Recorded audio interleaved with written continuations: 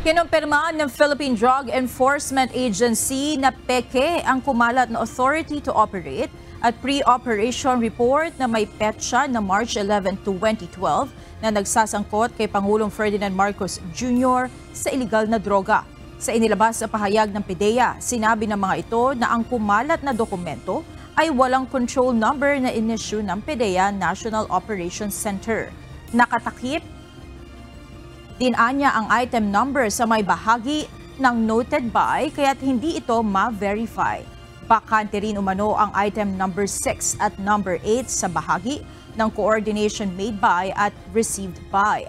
At higit sa lahat, ang pangalan ng target individual ay wala sa listahan ng kanilang National Drug Information System o NDIS. Iginiit ng PDEA na walang gaanong dokumento ang PDEA.